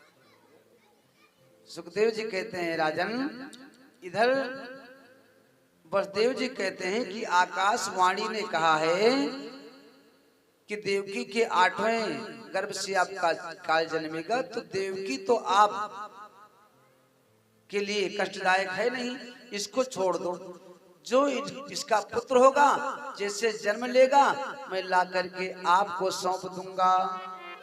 कंस ने कहा हाँ बात तो सही है, लेकिन सुनो, जब तक देवकी के 8 पुत्र जन्म नहीं ले लेते हैं तब तक आपको मेरे घर पर रहना होगा और जेल खाने में रहना होगा। वसुदेव ने कहा ठीक है। अब देवकी वसुदेव को कंस ने जेल खाने में डाल दिया। समय व्यतीत हुआ, प्रथम पुत्र हुआ जिसका नाम कीर्तमान वसुदेव जी लेकर गए। कंस ने पहले वापस कर दिया, लेकिन नारद जी ने सोचा कि कंस के मन में ऐसे वैराग्य आता रहेगा, पाप करना बंद कर देगा तो भगवान का जल्दी अवतार नहीं होगा। तो नारद जी पहुंचे कंस से, कहते हैं सुनो, जो आकाशवाणी ने बताया था क्या हुआ? तो कंस कहते हैं अरे महाराज जी, अभी अभी वसुदेव जी अपने प्रथम पुत्र को लेकर आए थे तो मैंने वापस कर दिया। क्यों वापस कर दिया? क्योंकि आकाशवाणी ने कहा था कि देवकी के 8वें गर्भ से मेरा काल जन्मेगा, तो प्रथम पुत्र को नाहक में क्यों मारूं? तो नारद जी ने अपने थैले से एक कमल पुष्प को निकाले, 8 पंखुड़ी ऐसे सीधी किए और कहते हैं यहाँ से गिनो, 1 2 3 4 5 6 7 8। यहाँ से गिनते हैं तो ये 8, यहाँ से गिनते हैं ये 8, यहाँ से गिनते हैं ये 8। तो उसमें प्रत्येक पंखुड़ी पहली दिखाई पड़ने लगी और प्रत्येक पंखुड़ी कमल पुष्प की 8वीं दिखाई पड़ने लगी। तो नारद जी ने कहा सुनो भैया, इसमें ये पहला पुत्र भी 8वां हो सकता है और 8वां पहला हो सकता है। कौन पहला बन जाए कौन आठवां बन जाए कुछ पता नहीं है। देवता लोग बड़े चतुर हैं। अब नारद जी इतना कहकर चले गए। कंस ने वसुदेव के द्वारा प्रथम पुत्र को मंगवा कर मार डाला। धीरे धीरे देवकी के 6 पुत्रों को मार डाला कंस ने। सातवें में हमारे बलिराम जी आए। योग माया भगवती से प्रभु जी कहते हैं आप जाकर के देवकी के गर्भ में जो शेष जी हैं उनको ले जाकर के रोहिणी के उदर में स्थापित कर दो और आपको यशोदा के गर्भ से अवतार लेना होगा। योग माया भगवती जिस प्रकार नारायण बताते हैं वैसा ही करती हैं और स्वप्न में सारा हाल देवकी को योग माया भगवती बता देती हैं कि आपका पुत्र यहाँ से लेकर मैं जा रही हूँ, सुरक्षित रोहिणी के उदर में स्थापित कर दूंगी। कंस को पता चला कि देवकी का 7वां गर्भ खंडित हो गया। अपने सिपाहियों से कहते हैं 8वां आने वाला है, ध्यान रखना। अब जब कन्हैया देवकी के इधर गर्भ में आए तो वसुदेव के और देवकी के सामने कंस जा नहीं सकता। इतना तेज देवकी और वसुदेव के शरीर में हो गया, सामने खड़ा होकर के कंस बात नहीं कर सकता। समय व्यतीत हो रहा है। इधर बलदाऊ का जन्म हो गया और देवता लोग आकाश से आकर के प्रार्थना करते हैं परमात्मा से कि हे प्रभु सत्य व्रतम सत्य परम त्रिसत्यम सत्यस्य योनिम निहितिम च सत्ये सत्यस्य सत्यमृत सत्य नेत्रम सत्यात्मका त्वाम शरणम प्रपन्ना। देवता लोग कहते हैं नारायण से कि हे प्रभु आपने हम लोगों से कहा था कि अवतार लेकर के पृथ्वी के पाप भार को कम करूंगा, तो आप अपने वचन से आगे पीछे मत हटना, आगे पीछे मत होना। कहीं ऐसा ना हो जन्म लेने के बाद मामा बहने की रिश्तेदारी लग जाए और हमें भूल जाओ, तो अपने वचन पर आप अडिग रहना है प्रभु, यही प्रार्थना है। अब इधर समय नजदीक आ रहा है। अच्छा, नारद जी से कंस ने पूछा था कि बताओ मेरा काल कैसा होगा, तो नारद जी ने कहा था काला काला होगा, है मुरली वाला होगा, बड़ा नटखट होगा। तभी से यदि कंस के भोजन में है, कंस के भोजन के थाल में दाल रखी हो और दाल में कहीं काला जीरा दिखाई पड़ जाए तो थाली को उठाकर फेंक देता था। अंदर से बहुत घबराया हुआ है, चिंता होने लगी। अच्छा, चिंता एक बार चिता से कहने लगी सुनो आप मुर्दे को जलाती हो लेकिन मैं जीते जी व्यक्ति को जला देती हूँ। तो चिता ने कहा ऐसा नहीं कर सकती हो तुम। चिंता ने कहा बिल्कुल कर सकती हूँ। कैसे? तो चिंता कहती है कि चिंता है बड़ी चिता से भी नर को निर्जीव बनाती है, नर को निर्जीव बनाती है, नर को निर्जीव बनाती है। मुर्दे को चिता जलाती है, चिंता जिंदे को खाती है। मुर्दे को चिता जलाती है, चिंता जिंदे को खाती है।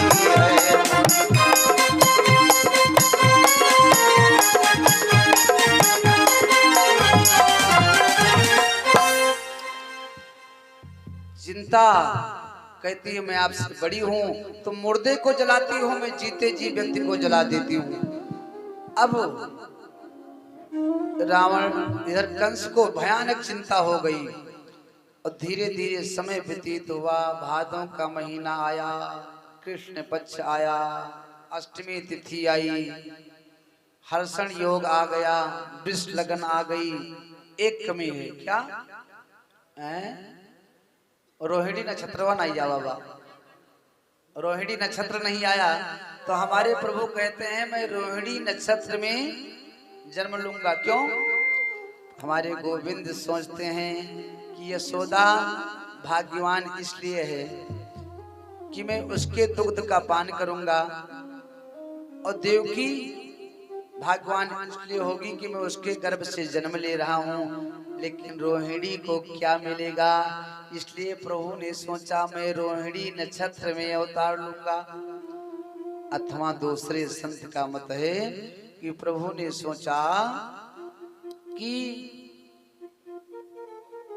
मैं चंद्रवंश में जन्म ले रहा हूं, अवतार ले रहा हूं, तो चंद्रमा की 27 पत्नियां हैं। चंद्रमा के 27 पत्नी हैं और 27 पत्नियों में चंद्र देवता रोहिणी नाम की पत्नी से ज्यादा प्रेम करते हैं।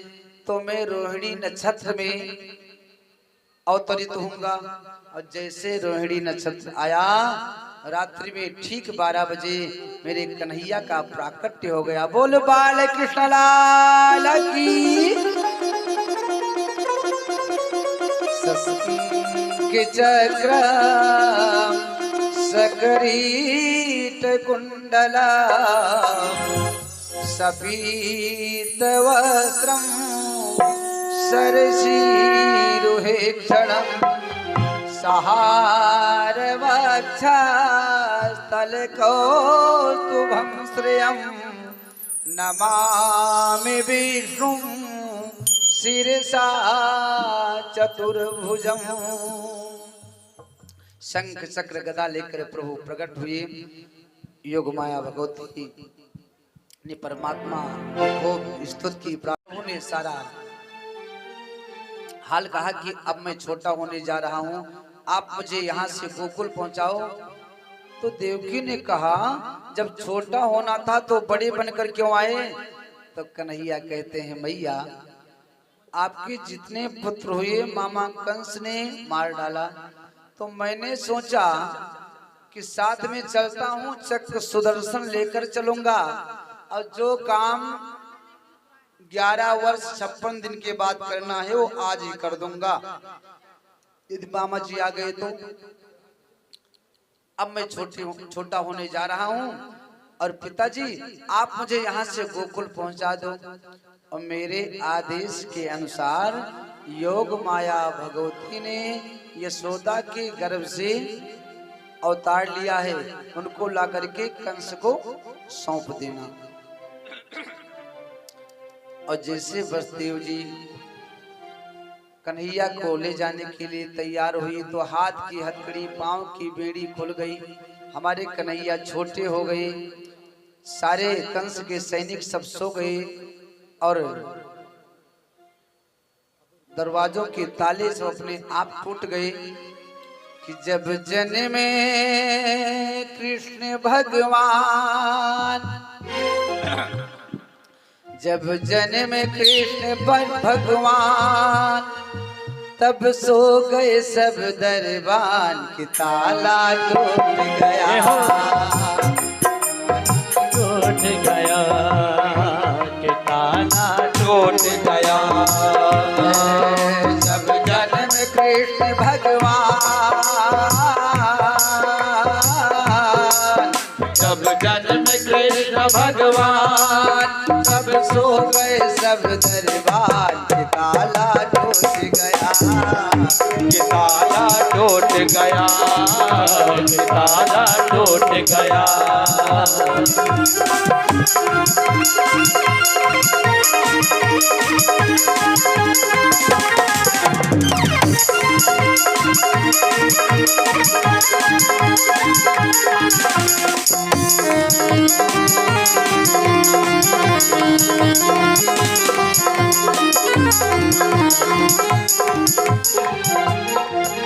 भागवत भगवान की।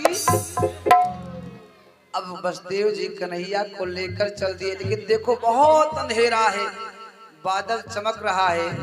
बादल की चमकने से जो रास्ता दिखाई पड़ता है उसी पर वसुदेव जी कन्हैया को लेकर चल दिए। धीरे धीरे जा रहे हैं। अब पानी बरस रहा है रिमझिम रिमझिम, तो शेषनाग जी आकर के ऊपर से अपना फन लगा लेते हैं कि मेरे गोविंद के ऊपर पानी की बूंदें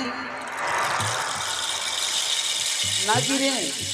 और जब पहुंचते हैं यमुना के पास, तो यमुना ऊपर को बढ़ने लगी कि आज मेरे प्रीतम का पदार्पण हो रहा है, तो कम से कम उनके चरणों को स्पर्श कर लूं, प्रणाम कर लूं। कन्हैया कहने लगे, सुनो, तेरे शर्म नहीं आ रही है? तुझे शर्म नहीं लगती है? तेरे ससुर जी आ रहे हैं और तू घूंघट को खोल कर जो है यहाँ दौड़ी चली आ रही है। इतना कहने के बाद कन्हैया ने जोर से अपने पैरों का प्रहार यमुना के ऊपर किया, और जैसे प्रहार किया तो क्या हुआ? जो मत पग रवि सुता जुड़ाने, जो मत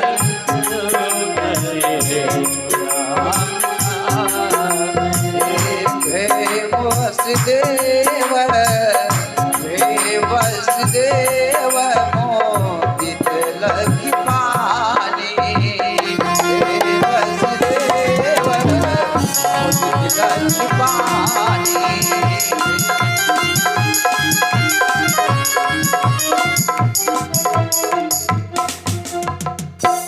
जैसे चरण को स्पर्श कर लिया, यमुना ने रास्ता दे दिया, बलदेव जी प्रसन्न हुए और पहुंचे गोकुल।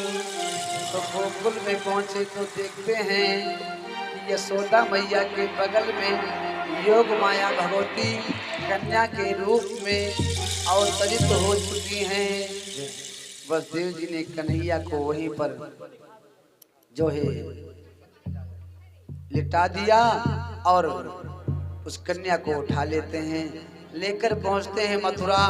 अब जैसे कन्या को लेकर पहुंचे, कन्या रोने लगी है? जैसे योग माया भगवती आई तो रोने लगी। कौन आया? माया। और जहां पर माया ज्यादा रहती है वहां पर जो है शांति नहीं रह सकती। कि माया माया सब भजे, अरे माधव भजे न कोई, जो कदापि माधव भजे तो माया चेरी हो। जोर जोर से कन्या रोदन करने लगी। माधव को यदि भजा जाए तो घर में शांति आती, और जहाँ माया होती है वहाँ अशांति। जैसे योग माया पहुंची तो जोर जोर से चिल्लाने लगी।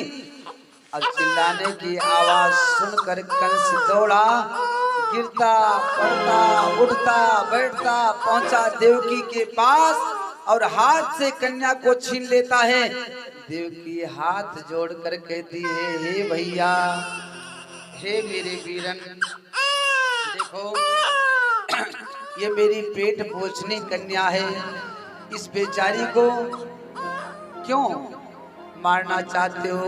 ये आपका क्या बिगाड़ेगी?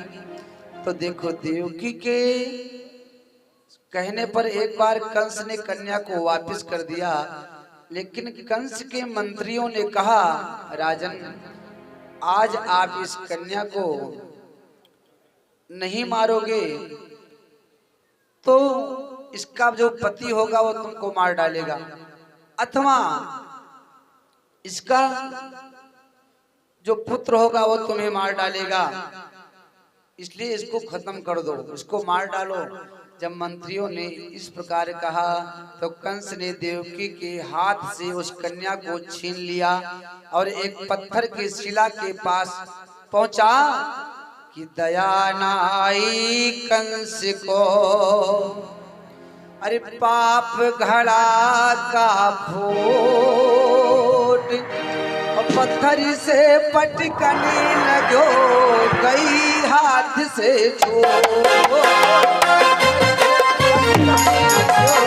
कई हाथ से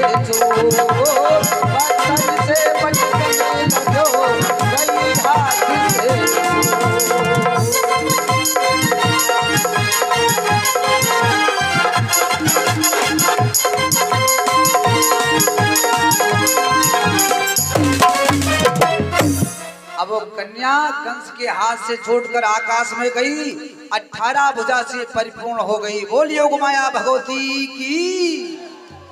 योग माया भगवती ने कहा कि मया हतया मंद जाता खलु तवांत कृत यत्रुवा पूर्व शत्रुणाम हिंसी कृपणान वृथा। अरे दुष्ट कंस, तुम नाहक में छोटे छोटे बच्चों को पकड़ कर मार रहे हो। तेरा जो शत्रु है ना, वो पृथ्वी पर तेरा काल जन्म ले चुका है, तुमको नहीं छोड़ेगा। कंस कहने लगे, हे मैया, हे योग माया भगवती, हे योग माया भगवती, कम से कम कुछ पता तो बता दो, मुझे कहाँ जन्मा है, मेरा काल। योग माया भगवती ने कहा, ये आप अपने हिसाब से ढूंढो। और इधर क्या हुआ, नंद बाबा के घर सुबह हुआ। अच्छा देखो, भाभी के तरफ जब कुछ बाल बच्चे का उम्मीद होता है ना, तो नंदरानी पहले से आ जाती हैं कि भाभी के तरफ लल्ला होगा तो मुझे नेग में कुछ जरूर मिलेगा है? अब नंद बाबा के बहन का नाम था नंदा और सुनंदा। तो सुनंदा छोटी थी, दौड़ी दौड़ी पहुंची आज यशोदा के शयन कक्ष के समीप। दरवाजा को खोला तो देखती है, क्या देख रही है कि भाभी सो रही हैं, बगल में झीनी से चदरिया ओढ़े हुए कोई शिशु सो रहा है, कोई लल्ला सो रहा है। तो सुनंदा ने कहा, हे प्रभु, कहीं ये लल्ला ना होकर के लल्ली निकल गई तो भाभी के गले में जो नौलखा हार है वो मुझे नहीं मिलेगा। हे भगवान, मैं 1.25 मन लड्डू बनवा करके भोग लगाऊंगी, लेकिन ये लल्ला ही निकले। जैसे चदरिया को खोला और देखा है लल्ला है, सुनंदा के प्रसन्नता का जो है पारावार नहीं रहा। दौड़ी दौड़ी पहुंची नंद बाबा के पास। अरे भैया भैया, गजब है गयो, गजब है गयो, का भयो? अरे भैया, छोरा भयो, छोरा भयो। नंद बाबा कहते हैं, अरे बहना, तू भी मजाक कर रही है? नहीं नहीं, मैं मजाक नहीं कर रही हूँ, मैं सही कह रही हूँ। नंद बाबा दौड़े दौड़े पहुंचे, यमुना नदी में डुबकी लगाई 108, हाथ में जल लिए कि धेनो नाम निवते प्रसादा विप्रेभ्या समलंकृता तिलादीन सप्तरो नौघ सप्तकौंभावरावृतान। अब 2 लाख गायों का दान नंद बाबा ने जल लेकर संकल्प कर दिया। और साथ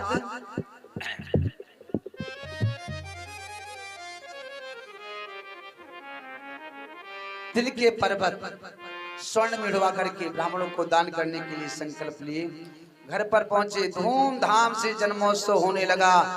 बोल बाल कृष्ण लाल की, बलदाव के भैया कुंवर कन्हैया, यशोदा के छैया की जय हो, नंद के लाला की जय हो।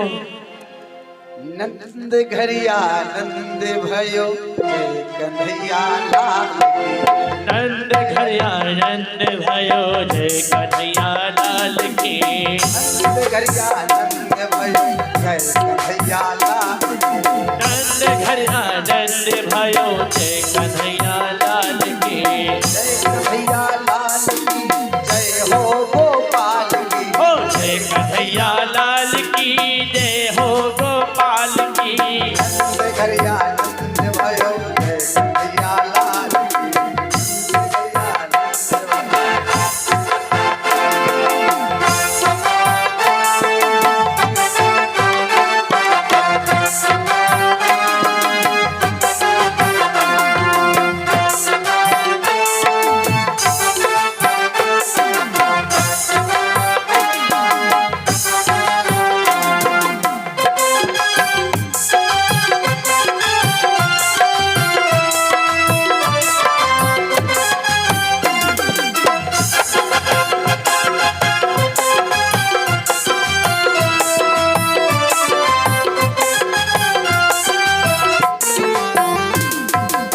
हाथी घोड़ा पाल की जय कन्हैया लाल की। हाथी घोड़ा पाल की जय कन्हैया लाल की।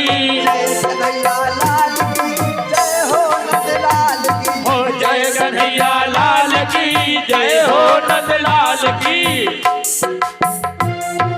नंद घरिया नंद भयो जय कन्हैया लाल की।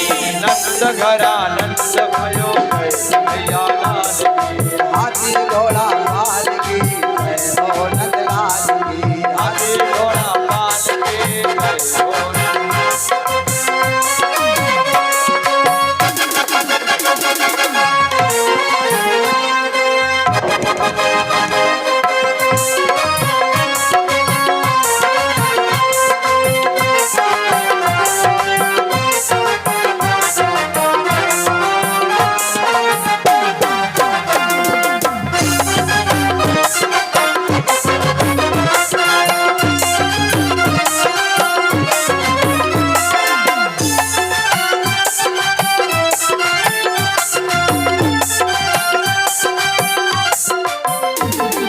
काहो बुधिनो हाथी घोड़ा काहो बुधिनो पाल की।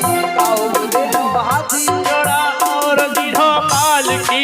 काहो बुधिनो हाथी घोड़ा काहो बुधिनो पाल की। काहो दीनो हाथी घोड़ा काऊ दीनो पाल की। औरंग को हाथी घोड़ा बूढ़न को पाल की। औरंग को हाथी घोड़ा बूढ़न को पाल की। नंद घरिया नंद भयो हरि बोल। लाल की। आनंद भयो जय कन्हैया लाल की।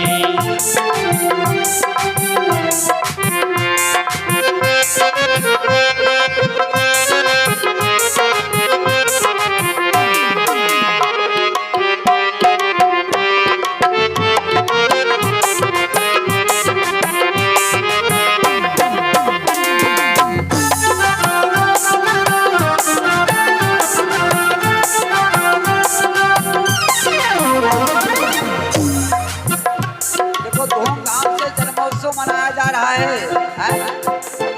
नंद बाबा पहुंचे। अब देखो सब लोग तो नाच रहे हैं लेकिन नंद बाबा सोचे मैं 70 साल का हो गया मैं ना नाचूं। तो उनको हाँ हमारे जो मुख्य यजमान है मास्टर साहब यहाँ पर उपस्थित हो।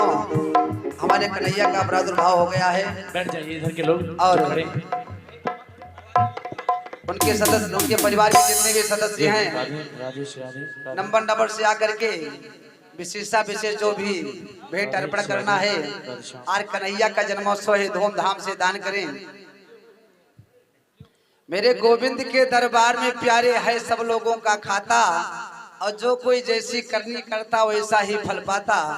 और ऐसा धन कमाओ जो साथ जा सके मौका पड़े तो वक्त में वो काम आ सके। इसलिए सब लोग नंबर से आओ और हमारे कन्हैया को न्योछुर के रूप में कुछ भेंट अर्पण करें। बोलो भागवत भगवान की।